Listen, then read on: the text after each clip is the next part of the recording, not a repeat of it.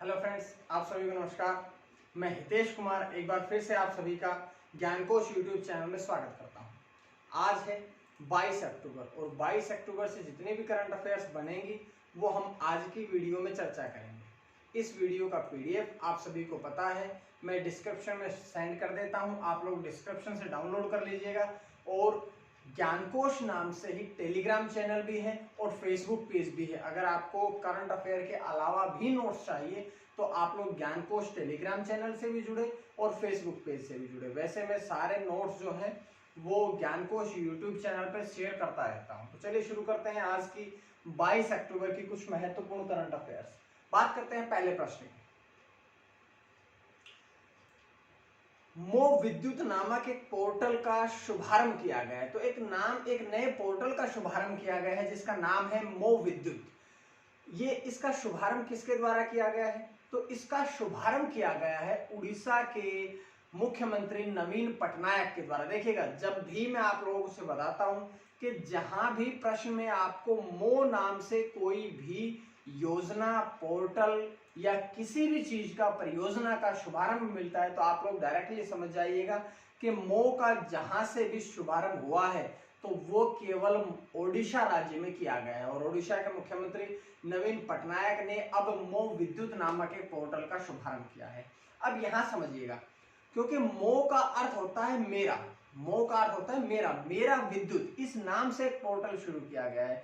मो सरकार, मेरी सरकार के नाम से, मतलब मो का अर्थ होता है मेरा। तो इसीलिए ओडिशा राज्य की राजभाषा में मो शब्द का अर्थ होता है मेरा। इसीलिए मो विद्युत का शुभारंभ जो है ओडिशा के मुख्यमंत्री नवीन पटनायक के द्वारा किया गया है। अब बात करते हैं कि ये जो पोर्टल है ये किस प्रकार का पोर्टल है। ये पोर्टल एक बिजली उपभोक्ता सर्विस पोर्टल है, बिजली उपभोक्ता सर्विस पोर्टल है। और इससे लगभग 89 लाख बिजली उपभोक्ताओं को फायदा मिलेगा। 89 लाख बिजली उपभोक्ताओं को इस पोर्टल के द्वारा लाभ मिलेगा, फायदा मिलेगा। और ये राज्य सरकार की जो मो सरकार एक पहल शुरू की गई थी, कुछ दिन पहले मैंने आप सब बताया था।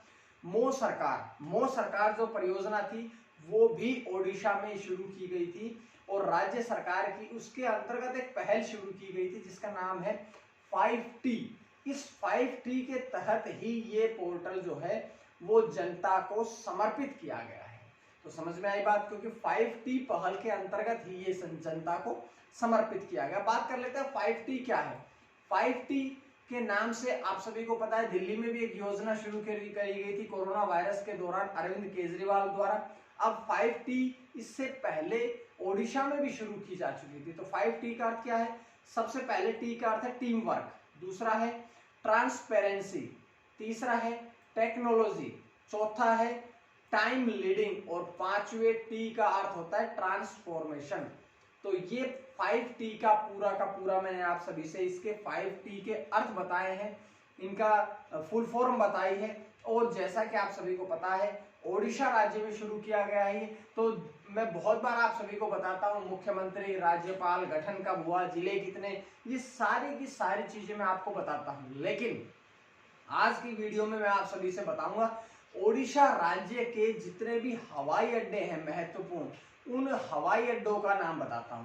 तो क्योंकि करंट अफेयर के साथ साथ वहां से हमें कुछ जीएस की क्वेश्चन भी तैयार करने होते हैं, तो इसी सिलसिले में देखिएगा आज ओडिशा के कुछ हवाई अड्डों के नाम। सबसे पहले बात करते हैं बीजू पटनायक अंतरराष्ट्रीय हवाई अड्डा, दूसरा है झारसुगुड़ा हवाई अड्डा, तीसरा है राउरकेला हवाई अड्डा, उसके बाद है जयपुर हवाई अड्डा, अंतिम होता है सावित्री जिंदल हवाई अड्डा। तो ये आज हमने बात करी है ओडिशा राज्य में जो महत्वपूर्ण आपके हवाई अड्डे हैं, एयरपोर्ट्स हैं, उनके बारे में।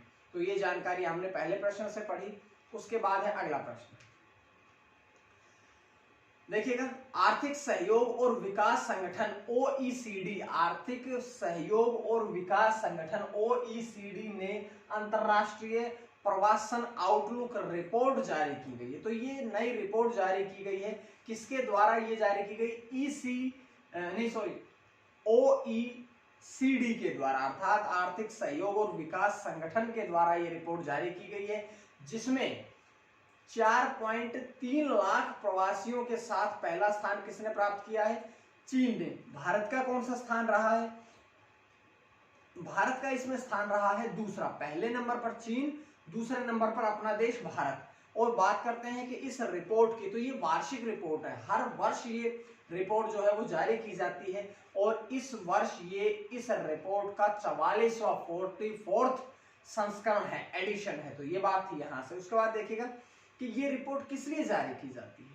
ये रिपोर्ट, इस रिपोर्ट के तहत क्या होता है कि जो प्रवासी व्यक्ति है, आदमी है, लोग हैं, उनकी संख्या और जो उनकी नागरिकता है उसका आकलन किया जाता है। तो ध्यान रखिएगा कि प्रवासी व्यक्तियों की संख्या, उनके आवागमन और उनकी नागरिकता का आकलन किया जाता है, जिसमें सबसे पहला स्थान मिला है चीन का और दूसरा स्थान मिला है अपने देश भारत को। तो ये जानकारी यहां से थी। लेकिन हमने यहाँ एक टर्म पढ़ी थी अभी अभी, क्योंकि ये रिपोर्ट OECD के द्वारा जारी की गई है, तो OECD के द्वारा जारी की गई है तो इसकी फुल फॉर्म पढ़ लीजिएगा। पहले बात करते हैं OECD, फुल फॉर्म क्या है? Organisation for economic corporation of development, organisation for economic cooperation, corporation नहीं, कोऑपरेशन एंड डेवलपमेंट, ये तो इसकी हुई फुल फॉर्म। बात करते हैं कि OECD की स्थापना कब हुई थी, तो इसकी स्थापना हुई थी 1948 में। लेकिन 1948 में इसकी स्थापना OECD के रूप में नहीं की गई थी, बल्कि 1948 में इसकी स्थापना करी गई थी OEEC के रूप में। अब बात करते हैं कि अब इसका नाम OECD कब पड़ा, तो OECD इसका नाम पड़ा है 1961 में। 1961 में इसका नाम OEEC से बदल करके OECD कर दिया गया था। तो ये बात आप लोगों के लिए थी। उसके बाद बात करें अगर हम इसके मुख्यालय की, तो इसका मुख्यालय है पेरिस, फ्रांस में। तो ये जानकारी यहां से मिली। उसके बाद बढ़ते हैं अगले प्रश्न की तरफ। अगला प्रश्न है multi modal logistic park. Multi modal logistic park की आधारशिला रखी है, इसके निर्माण कार्य शुरू किया गया है। तो इसकी आधारशिला किसने रखी है? इसकी आधारशिला रखी है हमारे देश के केंद्रीय सड़क परिवहन और राजमार्ग मंत्री, सड़क परिवहन और राजमार्ग मंत्री नितिन गडकरी के द्वारा। देखिएगा, बार बार आप सभी से बताता हूं कि जब भी किसी मंत्री का नाम आए तो उसके मंत्रालय को आपने जरूर पढ़ना है, या मंत्रालय का नाम आए तो उस मंत्रालय के मंत्री का नाम आप लोगों ने जरूर पढ़ना है। उसके बाद बात करते हैं कि ये नितिन गडकरी द्वारा शुरू की गई है, आधारशिला रखी गई है, लेकिन कहां पर रखी गई है? तो इसकी आधारशिला रखी गई है असम राज्य के बोंगाईगांव जिले के जोगीघोपा गांव में इसकी शुरुआत की गई है। असम राज्य के बोंगाईगांव जिले के जोगीघोपा क्षेत्र में इसका शुभारंभ किया गया है, इसका आधारशिला रखी गई है। और ये जो रहेगा आपका पार्क रहेगा, ये असम और असम के साथ साथ में जो पूर्वोत्तर क्षेत्र है, पूर्व और उत्तर के जो क्षेत्र हैं, उनमें हवाई, सड़क, रेल और जलमार्ग कनेक्टिविटी प्रदान करेगा। किस लिए इसका शुभारंभ किया गया है, इसकी आधारशिला किस लिए रखी गई है? क्योंकि ये जो है केवल असम राज्य में ही नहीं, बल्कि असम राज्य के साथ साथ में जो पूर्वोत्तर क्षेत्र है उन सभी में हवाई, सड़क, रेल और जलमार्ग कनेक्टिविटी का कार्य करेगा, इसलिए इसका आधारशिला रखी गई है। अब इसके द्वारा ये जो मल्टी मॉडल लॉजिस्टिक पार्क है, इसके द्वारा उम्मीद है कि लगभग 20 लाख लोगों को रोजगार भी मिले, क्योंकि कोरोना वायरस के कारण बहुत से लोगों के रोजगार जो है वो छूट चुके हैं, रोजगार समाप्त हो चुके हैं, अर्थव्यवस्था खराब हो चुकी है, लोग बेरोजगार हो रहे हैं, इसीलिए लगभग 20 लाख लोगों को यहाँ से रोजगार भी मिलेगा। अब बात कर लेते हैं असम राज्य में शुरू किया गया है, तो असम राज्य के लोक नृत्य के बारे में कि असम राज्य में कौन कौन से लोक नृत्य प्रसिद्ध है। सबसे पहले तो बिहू बहुत फेमस है, एग्जाम में बहुत बार पूछते हैं बिहू नृत्य के बारे में। तो बिहू कौन से राज्य का है?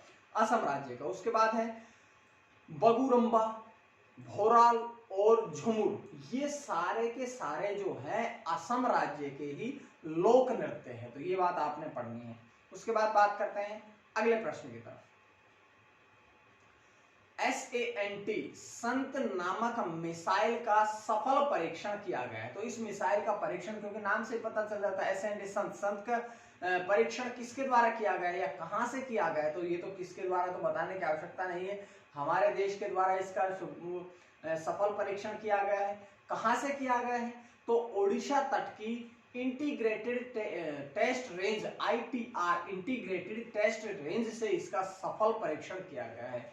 DRDO के द्वारा ये निर्मित है और DRDO द्वारा निर्मित ये स्वदेशी मिसाइल है। स्वदेशी मिसाइल है, ये लिखा हुआ भी है कि DRDO के द्वारा ये जो मिसाइल है ये स्वदेशी मिसाइल है। उसके बाद बात करते हैं कि पिछले 1.5 महीने का अगर हम हिसाब लगाएं तो पिछले 1.5 महीने में 45 दिनों में ये भारत के द्वारा किया गया 11वां सफल परीक्षण है या 11वां मिसाइल परीक्षण है। उसके बाद बात करते हैं, देखिए इस मिसाइल का नाम है संत, SANT, तो इसकी फुल फॉर्म है stand of anti tank, stand of anti tank.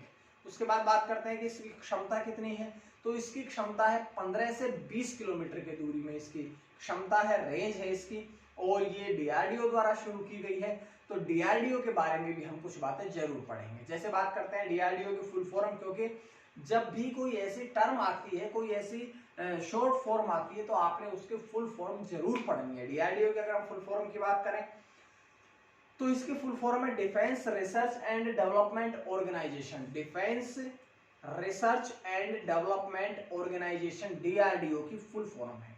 बात करते हैं इसकी स्थापना कब हुई थी, तो 1958 में 1958 में इसकी स्थापना की गई थी। मुख्यालय कहाँ पे है, DRDO भवन नई दिल्ली में इसका मुख्यालय है। और अंतिम प्रश्न जो बन सकता है आपका DRDO से वो ये है कि DRDO के वर्तमान में अध्यक्ष कौन है, तो डॉक्टर G सतीश रेड्डी जो है वे DRDO के वर्तमान में अध्यक्ष हैं। तो ये सारी जानकारी हमने इस प्रश्न से पढ़ ली है। उसके बाद बात करते हैं अगले प्रश्न की तरफ। Safe city project, safe city project का शुभारंभ किया गया है। तो इस प्रोजेक्ट का शुभारंभ जो है वो किसके द्वारा किया गया है, ये इसका शुभारंभ जो है वो उत्तर प्रदेश राज्य में किया गया है। और किसके द्वारा किया गया है, तो किसके द्वारा, ये उत्तर प्रदेश की राज्यपाल आनंदीबेन पटेल के द्वारा इसका शुभारंभ किया गया है। आने वाले 6 महीनों तक, या ऐसा कहें कि 180 दिनों तक ये चलेगा। 180 दिन या 6 महीने, कोई भी बात कह सकते हैं हम, 180 दिन या 6 महीनों तक ये चलेगा।